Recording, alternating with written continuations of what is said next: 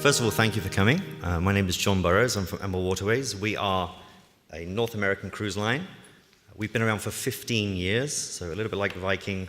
We're one of the new kids on the block, though. Now, you've talked a lot about partnerships, and I think we really are the company that epitomizes partnerships. Our company was born out of partnerships. 3 families, a German and Austrian couple, Rudy Schreiner and Christine Karst, were one side. The Irish family, the Murphys, were another side, and the Australian family, the McGearys. So in 2003, they created a cruise line. Even more so in partnerships, we co-chaired with another cruise line called Avalon Waterways. So we were the partnership of the partnership when we began. Now, in those last 15 years, we've expanded. Today, we have 20 ships. We own and operate those ships. I've been with the company 13 years. So in that 13 years, we've seen a difference in the way the market operates. We went originally from the unpack once philosophy to now it's more about luxury travel. And what I would like to talk about is the evolution of luxury. It says luxury on my screen. So, luxury. We have seen a shift in luxury over the last few years. What that means, it's not just about luxury, it's about luxury experiences, and perhaps more importantly, how that's changed. Today, it's not just about experiencing things, it's about how you share your experiences with your family and your friends through social media. Okay, they're out of whack. So what is luxury? It is the state of great comfort and extravagant living. How is it shifting? So luxury experience is less today. There's a new concept called experiential luxury.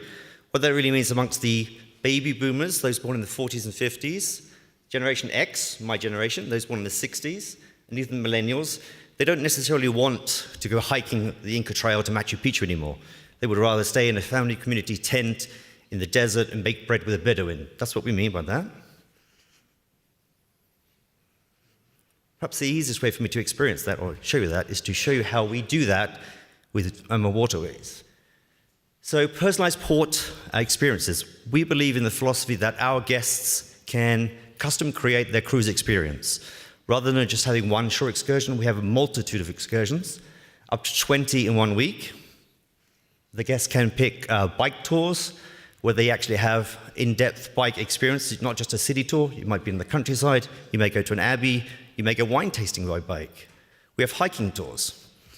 So not only do you do a sightseeing tour, the classical sightseeing tours, you can hike in nature, usually uphill, to castles, to ruins. And then we have varieties of activity levels. So it's not just about one pace. Our client base is the older community. What we need is levels of activity, so guests can do a normal pace, so for everybody in this building, a gentle walking pace at a slighter, less walking level, a slower pace, and we also have an active walking pace. It means that guests can walk faster, see more things, take more pictures in the same amount of time. We also believe in smaller groups, so the guests don't go in groups of 30 or 40, they go in groups of 10, 12, 15 people at a time. What it means is that smaller groups allow the guests the ability to interact with the guides. It also allows the guests, because we use audio devices, when you have the translator devices today, we use those on board, we have audio devices. The guest can wander, the guest doesn't have to stay with the guide, they can move away, take pictures, and then catch up. How do we expect with the luxury or these experiential experiences with the guests? Food, the culinary selections. So we can not just focus on the local cuisine. We do, absolutely. Every day there is a regional delicacy available. We're a North American cruise line, so we have a Western-style menu, but always something of a more modern, more local experience. We source our products locally. So we try and source from within a certain kilometer radius of the river, so we have fresh fish delivered.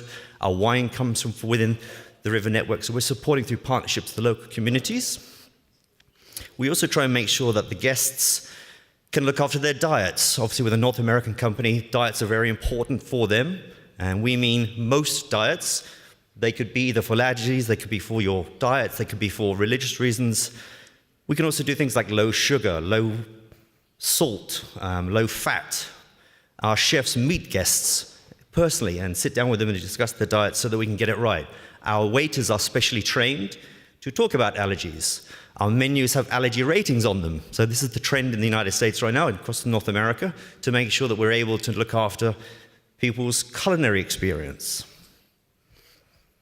This, of course, translates to not just the food, but the wine that they drink. As I mentioned, we do try and source our wines locally. Every single day, we have multiple local wines available. We are a North American cruise line, so we also have California wines available as an alternative for those guests that don't like the European wine. We visit wineries, lots of them actually. So we have a combination of winery visits that we do. We can go to an estate, we can go to an actual underground cellar, we can go to a winery, we can just do tastings. It's really as part of our company philosophy. Again, all supporting the local community, the local partners. We do seminars and wine cruises, wine-themed cruises. And next year we'll have 90 wine cruises. What that means is we bring a vintner from the United States or Canada or other parts of the world now. We bring them on board, we export their wines from either the USA or Canada onto the European ship. We run a wine cruise, and then during the cruise, the vintner on board will present his wines, her wines, and then compare them to the European wines to give the guests that broad spectrum of wine experiences through tasting the European wines directly with the North American wines. We have 500 cruises next year as well. So how else do we expand on the need for our guests to have an experiential experience? Hands-on is one of our philosophies. So the guests today, North American guests, they love to experience the learning of how things work in Europe the traditional way. Here you see that we do truffle hunting. So this is Emily the dog. The guests go to a truffle farm. The dog goes out into the field, finds the truffle, it's dug up, if they find one, and then they taste it. So you get to really see how the old way of Europe still works. Now, more of the really current trend is the wellness concept. Especially in North America, our guests are looking for ways to not just travel, not just sightsee, but also think about their mind, their body, and their soul. So what we have on board from now are wellness instructors on almost every ship in 2019, every single ship in 2020. Now, the wellness instructor is there to lead exercise classes before breakfast, after breakfast, on board the ship, off of the ship. Also to give presentations and talks on healthy living, especially for the more senior community, how to have a change in your lifestyle to improve your experiences of life. A big thing for us, comfort. So how do we create an environment for individual freedom? That option where we have so many choices of excursions, up to 20 in 1 week, normally 3 or 4 a day, but still in a comfort experience. The guests can handpick, hand decide what they would like to do. And that translates into our new ship. So we have a brand new ship launching next year, which is a double-wide vessel. It's called the Ama Magna. So keeping up the idea that the guests would like greater comfort, that can usually translate to more space. We have multiple dining venues on board. So it means that the guests don't have to go to one dining room. All of our ships have 2 restaurants anyway. This one will have 3 or 4 restaurants on board. It has more public spaces. That's important because we can not just provide meeting areas for the entertainment on board or for groups within groups to present to themselves, but it means that the family sharing concept that we talked about earlier, or I talked about earlier, where guests today would like to experience and share their community of friends through social media. Now they can do it face on face. This ship has connecting doors. So one of the new trends in the United States is multi-generational family traveling for the first time. It's always been around at Christmas. The ship has been designed specifically with the concept that there'll be more generational families coming during the regular seasons. It has bigger staterooms, bigger cabins. This is again important. North Americans traditionally like larger space when they're traveling, larger bedrooms in hotels. So we're also thinking about what we do in the future. So technology is a very important part of what we use to personalize our guest travel experience. We invest a lot of money and time in making sure that our ships are technologically advanced. We have high-speed internet on board with terrestrial repeaters and satellite dishes and Wi-Fi radios, Wi-Fi beamed onto the ship. That's important for the business traveler who, like the Chinese market, we have short vacations in the USA. 90% of our cruises are only 7 days long. So we do focus on the 1 week vacationer. So we want to make sure that they can communicate with home, communicate with work. What's next for us? It's an app, the AmaCruiser. What the AmaCruiser will do, it will enable you to connect with your friends and family at home. So you can post pictures onto this app and then share them through social media. So it means that you can send invites out to your friends and family, and they can follow on as you cruise through the waterways. They can see the pictures that you're taking, and more importantly, you can postcard your pictures or email your postcard pictures to your friends and family so they can really share when you're arriving in Passau or arriving in Budapest. So this is the next generation for us.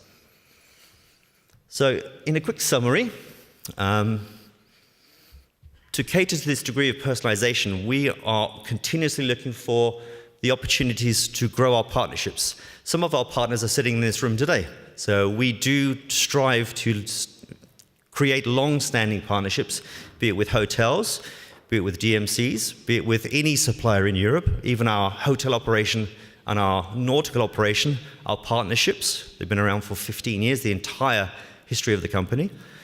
How do we translate that into the onboard experience? We want to make sure we have quality accommodation, excellent food and wine, abundance of shore excursions, that idea that the guests can choose up to 3 or 4 excursions a day, immersed cultural experiences, warm, welcoming staff, lots of space for relaxation, and we are constantly adapting to our guests' needs. That's perhaps the most important part of what we do. You have to listen to your guests in order to be successful. In conclusion, we believe that it's a disappearing desire. There's a disappearing desire amongst the North American client to visit mass tourist attraction sites. Today, there's that shift towards the smaller, personalized experience, the so-called experiential travel. Hopefully, we look forward to renewing and rekindling and keeping our partners that are looking at me right now, and perhaps building some new partnerships from this presentation.